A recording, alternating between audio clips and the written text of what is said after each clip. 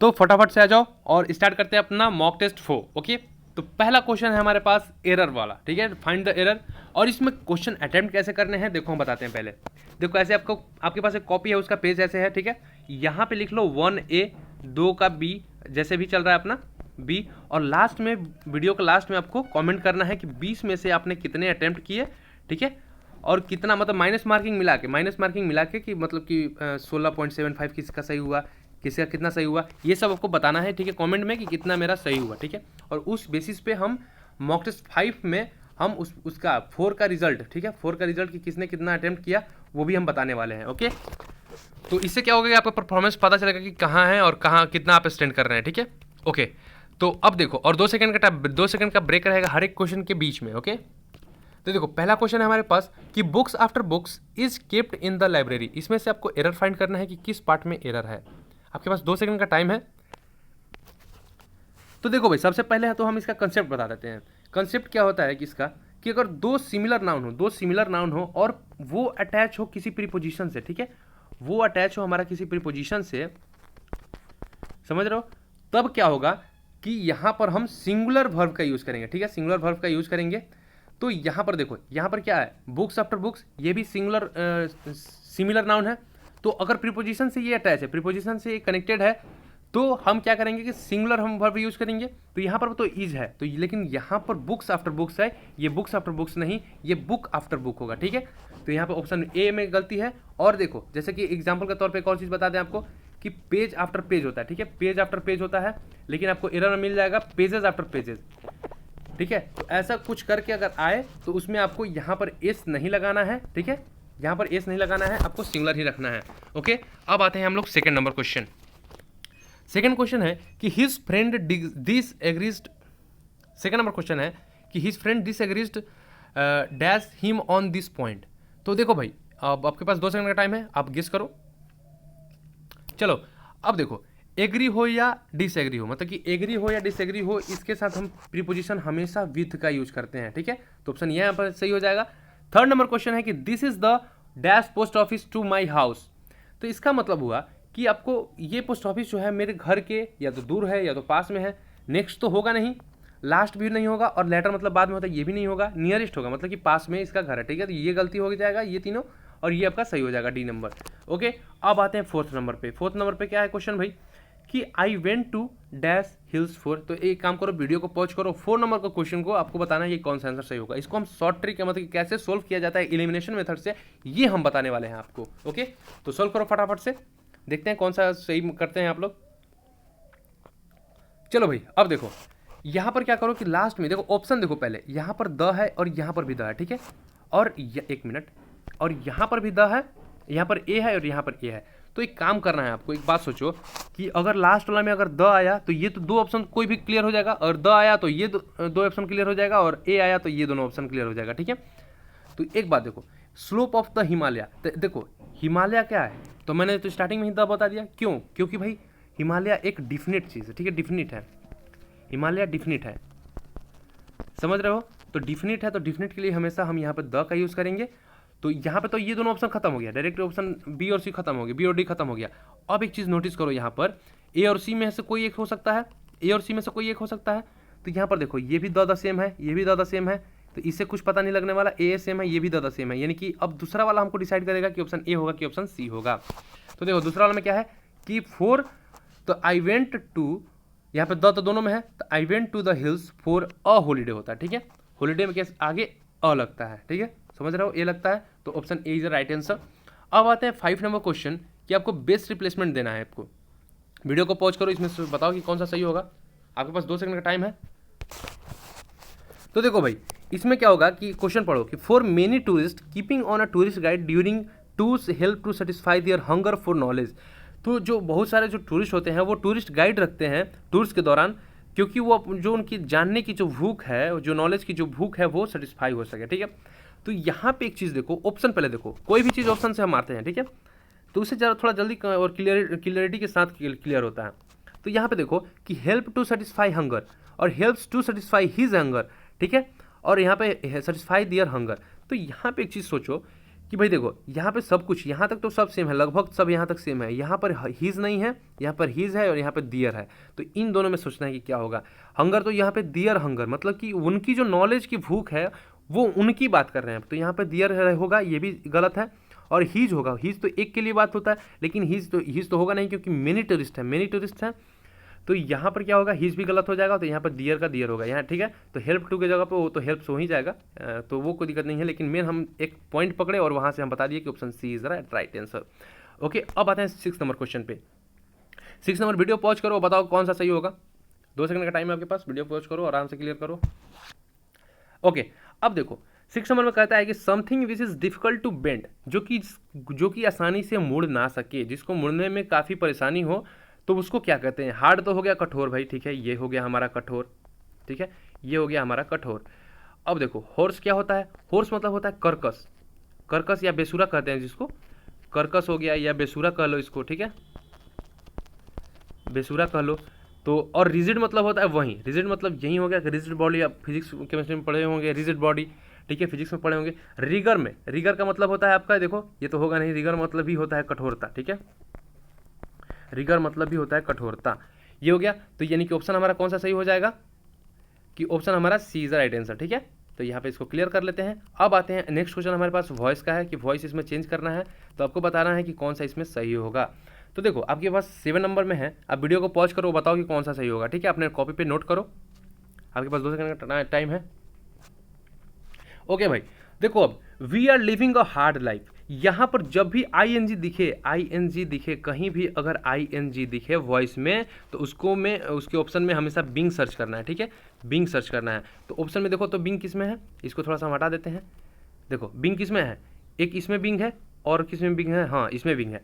तो यहाँ पर एक इज है और यहाँ पर एक वाज है, तो इसका मतलब समझो कि कभी भी वॉइस चेंज करते हुए उसका टेंस चेंज नहीं होता है, टेंस चेंज नहीं होता है। अगर वो इज में है तो वाज नहीं होगा, और वाज में है तो इज नहीं होगा। तो वी आर लिविंग तो प्रेजेंट में है, तो ये भी प्रेजेंट में ही होगा, पास्ट में नहीं होगा, ठीक है। तो यानी option A is right answer, यानी 7 का ए सही हो जाएगा, ठीक है। तो ये हो गया हमारा 7 का ए। अब चलते हैं 8 नंबर पे। 8 नंबर आपके पास इनकाउंटर्ड है, इसका एंटोनिम बताना है, तो आपके पास 2 सेकंड का टाइम है, वीडियो पॉज करिए और बताइए अपना आंसर क्या होगा। चलो भाई देखो, इनकाउंटर्ड का मतलब होता है सामना करना, ठीक है। इनकाउंटर्ड का मतलब हो गया, आपको 1 मिनट हम लिख देते हैं यहाँ पर, इनकाउंटर्ड का मतलब हो गया सामना करना, ठीक है, सामना और करना। तो अब देखो कि जो एवॉइडेड का मतलब होता है, इसका मतलब हो गया इग्नोर करना, ठीक है, इग्नोर करना हो गया। और बात करते हैं इनरिस्ट की, तो इसका मतलब होता है समृद्ध बनाना या संपन्न बनाना, मतलब इसको लिख सकते हो इंक्रीज करना, ठीक है, इंक्रीज लिख सकते हो, इन द केस एक मायने में लिख सकते हो। फेस्ट का मतलब होता है सामना करना, और ओवरकम का मतलब होता है काबू पर काबू करना, किसी चीज़ पर काबू करना, ठीक है, किसी चीज़ पर काबू करना। ओके, ये हो गया हमारा कि कौन सा कैसे क्या होता है। तो इसमें से आपको कौन सा लग रहा है कि इनकाउंटर्ड का मतलब सामना करना और उल्टा इसका इग्नोर करना। Option A is right answer, ठीक है, तो ऑप्शन ए इसका सही हो जाएगा, ठीक है। अब आते हैं 9 नंबर। 9 नंबर में आपके पास 2 सेकंड का टाइम है, वीडियो पॉज करिए और बताइए कि हार्बिंगर का सिनोनिम्स क्या होगा। इसका तो एवॉइडेड हो गया, हार्बिंगर का सिनोनिम्स क्या होगा। देखो भाई, हार्बिंगर का मतलब होता है अगुआ, ठीक है, अगुआ, इसको कह सकते हो इसको कह सकते हो अग्रदीप कह सकते हो, ठीक है, अग्रदीप, जिसको अगुआ समझ में नहीं आ रहा है उसको कह सकते हो अग्रदीप, ठीक है, जो आगे आगे मतलब कि चले। तो अब देखो हार्बिंगर का मतलब हो गया कि अगुआ, और मैसेंजर का मतलब होता है जो मैसेज पहुंचा है। स्टेवर्ड का मतलब होता है मैनेजर, स्टेवर्ड का मतलब ही मैनेजर हो गया, ठीक है, मैनेजर हो गया। और फॉरेनर का मतलब 2 चीज़ होता है, एक तो होता है पूर्वज, एक होता है पूर्वज, 1 मिनट लिख लेते हैं हम यहाँ पे, पूर्वज, और एक होता है अगुआ, ठीक है। फॉरेनर का अगुआ कहो या अग्रदीप कहो, जिसको अगुआ समझ में दिक्कत हो रहा है, ठीक है। और पायलट का मतलब तो आप जानते ही हो। तो यहाँ पर कौन सा हो जाएगा, ऑप्शन 9 का सी, ठीक है, 9 का सी हो गया। ओके, अब आ जाओ इसमें, इसको क्लियर करते हैं हम लोग। अब देखो नेक्स्ट क्वेश्चन हमारा कर रहा है 10 नंबर की hard work is the key dash success. आपको प्रीपोजिशन भरना है, तो की ऑफ सक्सेस हमको पता है कि हमेशा ये हम मतलब कि हमेशा हम कुछ लोग तो व्हाट्सएप स्टेटस भी यही लगाते हैं कि hard work is the key of success. तो यहाँ पर भाई प्रीपोजिशन की ऑफ सक्सेस हो जाएगा, ऑफ लग जाएगा, ठीक है। अब आते हैं नेक्स्ट नंबर 11 नंबर। 11 को देखो कितना स्मार्टली वे में से सोल्व करना है। पहले आप ट्राई कर लो, 2 सेकंड का टाइम है आपके पास। एक इनडायरेक्ट स्पीच है, नरेशन को करना है कि Frank said will you have lunch with mark. तो अब देखो भाई एक बात समझना कि यहाँ पर जो बोल रहा है कि फ्रैंक प्रश्नवाचक चिन्ह है, प्रश्नवाचक चिन्ह है, तो इसका मतलब क्या होगा, प्रश्नवाचक चिन्ह का मतलब क्या होगा कि यहाँ पे सेड तो होगा नहीं, आस्क्ड होता है हमेशा प्रश्नवाचक चिन्ह का मतलब, तो आस्क्ड वाला, यानी कि ओ ये 2 ऑप्शन तो खत्म हो गया, डायरेक्ट ही खत्म हो गया ना। तो अब देखो यहाँ पर आस्क्ड है, तो यहाँ पर क्या हो जाएगा, Frank asked me will you have lunch with Smark. उसके बाद तो हम बाद में सोचेंगे कि उसके बाद क्या लगाना है क्या नहीं, उसके पहले देखते हैं कि फ्रैंक आस्क्ड मी है और यहाँ पर आस्क्ड इफ है। तो हमेशा जानते ही हो कि कभी भी अगर प्रश्नवाचक चिन्ह हो तो वहाँ पर आस्क्ड के बाद वहाँ पे मान लो कि जो भी किसी बारे में बात हो रहा है तो वहाँ पे मी, क्योंकि मुझसे कह रहा था तो मी, और उसके बाद इफ़ का यूज़ होता है, उसके पहले इफ़ का यूज़ नहीं होता है, तो ऑप्शन सी यहाँ पे राइट आंसर हो जाएगा। ठीक है, यानी option C is right answer. Okay, तो 11 का सी हो गया। अब आते हैं अगर 12 नंबर पे, the representative of 2 states tried to enforce a treaty which was a dead letter. तो इसका तो कौन सा हो गया था भाई, इसका 11 का बी सी हो गया था ना, हाँ सी। ठीक है, इसको क्लिक कर दिया। अब आ जाओ 12 नंबर को वीडियो पॉज करो, बताओ कि इसमें से कौन सा आपको इडियम्स फ्रेजेस है, उसको डेड लेटर को हम क्या कह सकते हैं। आ जाओ बताओ फटाफट से। चलो भाई अब हम अपना स्टार्ट करते हैं। आपने आई होप कि गेस कर लिया होगा कौन सा सही है। देखो अब एक बात सुन लो कि the representative of 2 states tried to enforce a treaty which was a dead letter. तो इसका मतलब हुआ कि दो, जैसे रिप्रेजेंटेटिव ऑफ 2 स्टेट्स यानी कि दोनों राज्यों के प्रतिनिधियों ने एक संधि को लागू करने का प्रयत्न किया जो कि एक डेड लेटर था। तो डेड लेटर का मतलब क्या हुआ इसको समझ लो थोड़ा सा। ठीक है, 1 मिनट इसको हम क्लियर कर देते हैं और थोड़ा सा बताते हैं हम डेड लेटर का मतलब क्या हुआ। देखो भाई, डेड लेटर का मतलब 2 मतलब होता है। ठीक है, डेड लेटर का 2 मतलब होता है। पहला नंबर कि आपको वैसा मतलब कि a letter that is unable to be delivered to the recipient और रिटर्न टू द सेंडर। ठीक है, after certain period of time. तो कुछ पीरियड ऑफ टाइम के बाद अगर आपके पास मतलब जिसके पास पहुंचाना वो नहीं पहुंच पाता है, और या तो जो सेंड जो कि भेजा है उसके पास वापस आ जाता है। ठीक है, तो दोनों ही केस में अगर ये फॉलो नहीं हो पाए, मतलब कि ना ही जा पाए और ना ही फिर वापस आ जाए, तो इस केस में क्या होता है कि डेड लेटर का यूज होता है। लेकिन सेकेंड नंबर का यूज इसमें होता है कि एन एग्जिस्टिंग लॉ और agreement that is no longer obeyed और इन्फोर्स्ड। कहने का मतलब ये कि वैसा लॉ कानून बनाया गया जो कि बाद में कुछ ज़्यादा दिन तक फॉलो नहीं हो पाया, तो उसके लिए हम डेड लेटर का यूज़ करते हैं। ठीक है, तो बात कहते हैं ना कि कानून बनता है या टूटने के लिए, वैसा ही समझ लो कुछ। ठीक है, तो यही कि नो लॉन्गर इन फोर्स, ज़्यादा दिन तक नहीं चल पड़ा। ओके, 12 का भी हो गया। अब आता है 13 नंबर। 13 नंबर बोलता है कि मोस्ट मीनिंगफुल बनाना है इसको, तो बताओ भाई कैसे बनाएंगे। Nothing can dash my opinion. तो कोई भी मेरे ओपिनियन को क्या नहीं कर सकता, बताओ भाई, बदल नहीं सकता। तो अल्टर का मतलब होता है बदलना, इसका अल्टर का मतलब होता है बदलना। तो ये ऑप्शन हमारा पहला ही सही हो जाएगा, बदलना हो जाएगा। ठीक है, 13 का ही हो गया। और इसका मतलब होता है वेदी, बल वेदी कह सकते हो, बल वेदी कह सकते हो। खैर इसके बारे में हम क्या बात करें। 14 नंबर आ जाओ। कंजक्शन आपको एप्रोप्रिएट भरना है, इसमें कौन सा कंजक्शन लगेगा कौन सा नहीं। तो will you kindly wait dash I return. Video pause करो और बताओ कि कौन सा कंजक्शन इसमें यूज होगा। तो देखो भाई अब सुनो, यहाँ पर जब तक मेरे आने तक क्या आप मेरी प्रतीक्षा करेंगे, तो यही पूछ रहा है ये। तो आने तक का मतलब क्या होता है, तक का टील होता है, बात खत्म, तक का टील होता है। यहाँ पर टील अगर कोशिश मतलब कि थोड़ा सा और वीडियो लंबा करना होता तो हम बता देते आपको कि अनटिल और टील में क्या अंतर है, लेकिन यहाँ पर डिस्कस नहीं करेंगे, हम कभी और डिस्कस कर लेंगे, क्योंकि हमको टारगेट यही है कि 20 मिनट के अंदर आपको समझाते हुए भी कंप्लीट करना है। ठीक है, ताकि आप एग्जाम में 13 मिनट के अंदर आप 13 मिनट या 10 मिनट में भी आप सॉल्व कर सकते हो। ठीक है, एग्जाम में। अब आ जाओ भाई, 15 नंबर है कि I have dash the right carrier. इसमें वर्ब आपको फिल करना है। तो एक काम करो, सब तो चूज का ही है, तो इसका हम बता देते हैं आपको कि कौन कौन सा फॉर्म कैसे होता है। ठीक है, समझना इसको थोड़ा ध्यान से। देखो भाई, चूज का हम यहाँ पे जो हमारा बेस फॉर्म है वो कौन सा है, बेस फॉर्म है वो है चूज हमारा। ठीक है, CHOOSE, क्योंकि इसी से सब बना हुआ है। तो पास्ट सिंपल अगर बात करें, पास्ट सिंपल बात करें अगर, तो यहाँ पर CHOSE का यूज करेंगे। ठीक है, लेकिन अगर पास्ट पार्टिसिपल की यूज करें, पास्ट पार्टिसिपल के लिए हमेशा हम यूज करते हैं, पास्ट पार्टिसिपल के लिए हम यूज करते हैं यहाँ पर CHOSEN। ठीक है, CHOSEN। और थर्ड पर्सन सिंगुलर के लिए हम यूज करते हैं, 1 मिनट थोड़ा सा लिख लेते हैं। थर्ड पर्सन सिंगुलर के लिए हमेशा यूज करते हैं हम चूजेस। ठीक है, 1 मिनट, CHOSES। और जिरंड का बात करें तो जिरंड में हम चूजिंग का यूज़ कर लेते हैं। जेरेंट का मतलब ये होता है भाई कि आईएनजी ऐड कर लो। अब बताओ कि इसमें से कौन सा होगा। क्वेश्चन कर रहा है कि I have dash the right carrier, तो यहाँ पर आपको पास्ट पार्टिसिपल का यूज करना होगा। ठीक है, पास्ट पार्टिसिपल का यूज करना होगा चूजन। इतना तो आई होप कि आपको बेसिक कुछ पता होगा, चूजन। ठीक है, तो यहाँ पर ये क्लियर हो गया, तो इसको हम थोड़ा सा क्लियर कर लेते हैं। तो ऑप्शन इज, इसमें कौन सा ऑप्शन चूजन सही हो जाएगा, पास्ट पार्टिसिपल वाला सही होगा। एक मिनट, कहाँ आ गया भाई, वापस हमसे भाई, एक मिनट आ गए, फिर से आ गए वहीं पे। देखो यहाँ पर हम CHO इनका यूज कर लेंगे। ठीक है, ये हमारा पास्ट पार्टिसिपल का फॉर्म था। खैर इस पेज को बताना है तो फिर क्लियर कर करना। 16 नंबर है कि ही डैश एक्सरसाइज एवरी मॉर्निंग। देखो भाई टाइम हमको 15 मिनट हो गया, थोड़ा सा जल्दी करते हैं, पैसेज भी सॉल्व करना है, थोड़ा सा कुछ ज़्यादा एक्सप्लेन करने लग गए थे। खैर क्वेश्चन नंबर है 16, वीडियो पॉज करो, बताओ कौन सा होगा। ही डैश एक्सरसाइज एवरी मॉर्निंग, तो ही टेक एक्सरसाइज एवरी मॉर्निंग, ये तो सुटेबल नहीं लग रहा है, ये नहीं होगा। और ही डू नॉट टेक नहीं, डज नॉट टेक होगा, ही डू नॉट टेक नहीं, डज नॉट टेक होगा। ठीक है, option C is right answer, taken तो होगा नहीं। ठीक है, ऑप्शन सी यहाँ पे सही हो जाएगा। 17 नंबर, अब थोड़ा फास्टली करते हैं और पैसेज को भी, डायरेक्ट क्वेश्चन को पढ़ना है पहले कि what is the opinion of most of the people about literature. Literature के बारे में बहुत सारे लोगों की क्या राय है ये बताना है इसमें। Second thing, antonym of conclude. देखो भाई इसमें तो हम डायरेक्ट क्वेश्चन पढ़ते ही डायरेक्ट हम इसको मार देंगे। कंक्लूड का मतलब होता है निष्कर्ष निकालना। कंक्लूड का मतलब होता है, एक मिनट, कंक्लूड का मतलब होता है निष्कर्ष निकालना। ठीक है, निष्कर्ष निकालना मतलब कि निष्कर्ष कब निकालते हो, जब फाइनली पहुंच जाते हो, फाइनली पहुंचोगे तब ना। तो इसका उल्टा क्या हो जाएगा, शुरू हो जाएगा। तो पहला ही ऑप्शन है कॉमेंस। कॉमेंस का मतलब होता है शुरू। आप एग्जाम नेवी में चाहे एयरफोर्स का जो नोटिफिकेशन निकलता है उसमें आप देखते होगे कि यो फॉर्म कॉमेंसमेंट इज इतना इतना कुछ करके लिखा रहता है। ठीक है, यानी कि इतने तारीख से वो शुरू है, तो इसका मतलब ही हो गया कि शुरू, तो यानी ऑप्शन ए सही हो जाएगा। खैर हम देख लेते हैं बी नंबर, एक्सक्लूड का मतलब होता है बाहर निकलना।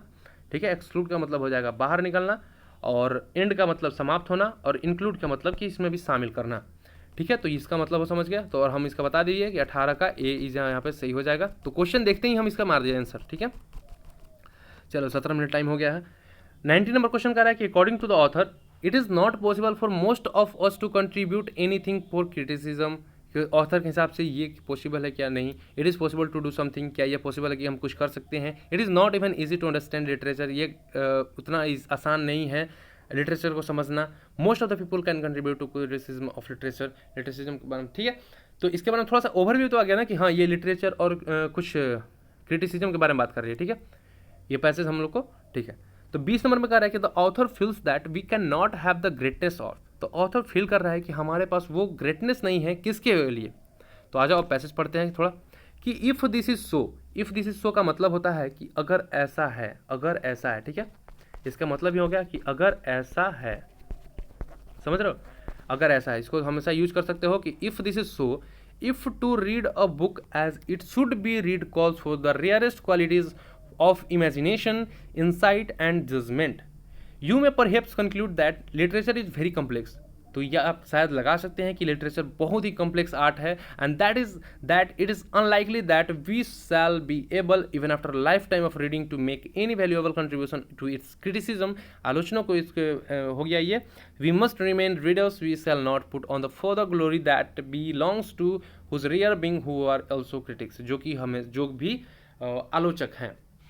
खैर इसका तो आप समझ गए होगा, मतलब हम पैसेज का हिंदी नहीं बता रहे हैं क्योंकि अब तो इंग्लिश का, अब तो आप काफ़ी मैच्योर हो गए हैं, इंग्लिश का हिंदी आप समझ रहे होंगे। ठीक है, तो इस वजह से डायरेक्ट पहले क्वेश्चन करना है, फिर डायरेक्ट पैसेज पढ़ना है, उसके बाद आना है फिर से क्वेश्चन में कि what is the opinion of most of the people about literature. Literature के बारे में क्या है कि that it is not easy one two contribute anything. चलो भाई ये तो हमारा पहला ही ऑप्शन दिख रहा है, क्योंकि यहाँ पे देख लो, यहाँ पे देखो, यहाँ पे कहीं था, यहाँ पे कि it is not an easy. एक सेकेंड थोड़ा सा हम खोज लेते हैं इसमें कहाँ पे था, हम आपको दिखाना चाहते हैं। You may perhaps conclude that literature is very complex art and that is unlikely that we shall be able even after a time of reading to make any valuable contribution to its criticism। ठीक है, तो यहाँ पर कोई इतना आसान नहीं है। तो ये हमारा 17 का ए हो गया। फटाफट से आते हैं, 18 तो हो ही गया है। और 19 number, it is not possible for most of us contribute anything for criticism. तो यहाँ पर देखो क्रिटिसिज्म, यही तो अभी बताए हम, इस लाइन में यही तो बात हुआ, और ये क्वेश्चन भी सिमिलर ही है उससे। ठीक है, तो यहाँ पर ऑप्शन ए सही हो जाएगा। और 20 नंबर की author feels that we can not have the greatness of. तो ऑथर क्या फील कर रहा है कि हमारे पास उतनी महानता नहीं है, और किसके लिए भाई, तो राइटर्स के लिए नहीं, राइटर्स के तो यहाँ पे बात ही नहीं हुई, यहाँ पे तो आलोचक की बात हुई थी लास्ट लाइन में। देखो यहाँ पर कि those rare beings who are also critics, मतलब कि जो खुद भी आलोचक हैं, जो खुद भी आलोचक हैं। तो यहाँ पर देख लो, तो यहाँ पर भी आलोचक की बात होगी, पब्लिशर की तो बात हो नहीं रही है, ना ही रीडर्स की बात हो रही है, ठीक है। तो यहाँ पर आलोचक की बात हो रही थी, तो क्रिटिक्स यहाँ पे सही हो जाएगा। तो ये हमारा हो गया। तो आपने कितना स्कोर किया आउट ऑफ 20, तो ये हमें कमेंट करके बताइएगा, ठीक है। तो मिलते हैं नेक्स्ट वीडियो में, तब तक के लिए जय हिंद जय भारत।